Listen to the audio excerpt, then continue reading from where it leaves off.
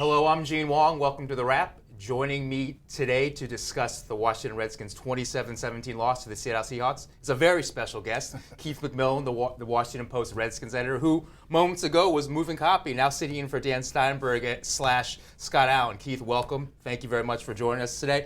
No problem.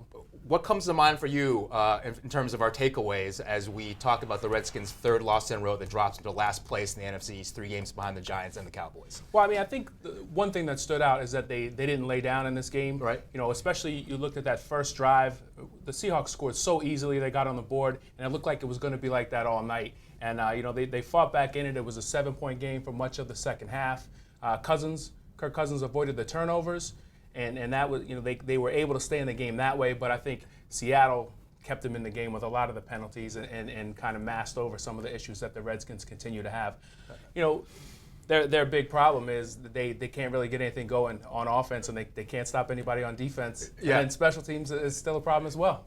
I correct myself. They're behind, the 3 games behind the Cowboys and the Eagles, not the Giants. But the Giants are playing really well, so they've dug themselves a hole. But what I saw was Russell Wilson running the read option like Robert Griffin should be running the read option. Yeah. He gets out of bounds. He makes the right decisions. He doesn't get hit. He slides. Yep. Clearly, he's much more comfortable in that system than Robert Griffin, and he stays on the field. I mean, Robert Griffin is hurt. Russell Wilson doesn't take those hits, so he's able to play a full season.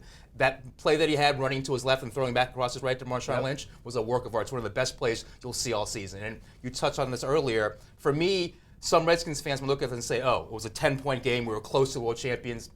To me, the final score is not indicative of how badly the Redskins got beat because of those 13 penalties that you referred to for 90 yards. They essentially gave them an entire field to work with the whole game. And so if you take those away, and 3 touchdowns, by the way, called back for Percy Harvin on penalties. I mean, they were able to move up and down the field. They were so lopsided statistically, especially in the first half. I mean, they were beating them all over the field except for the penalties. So, I mean, that's what I saw. The scoreboard may not indicate it, but I think it was a bad loss for the team. And the bottom line is there's no moral victories, right? No. Because they're dug themselves a big hole now, 3 games behind 2 teams that are really hot.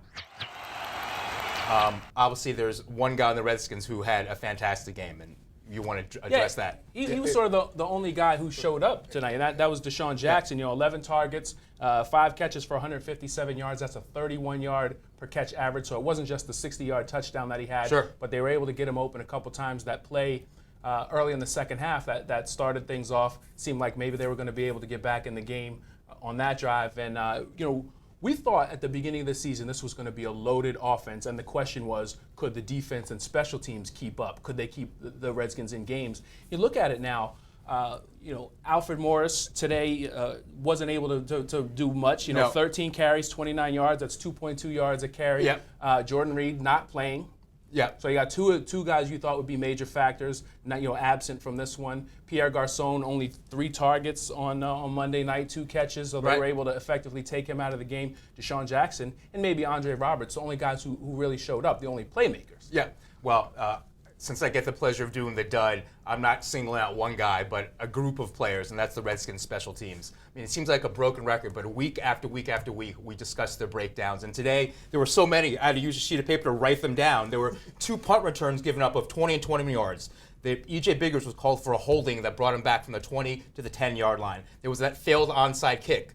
Then they're fooled on a fake field goal on 4th and 1, and the Seahawks score 7 plays later. So there's so many special teams breakdowns, and when you're not a great club like Washington, you cannot afford to go into a game having already lost one of the 3 phases, and that's basically what has happened to them pretty much every game this season. And not only that, too. It's not only that every unit is going to make some mistakes, and so the Redskins special teams are not going to be perfect, but they don't give you anything. Yeah. They don't make any plays. They tried to get a spark in this game with the onside kick, and they weren't able to recover that. So every time they're on the field, they're giving up something, but they're not giving you much. Keith, well, props to you for pulling double duty. Thanks for coming on The Wrap. I'm Gene Wang. We'll see you next time after the Redskins play the Arizona Cardinals in Week 6.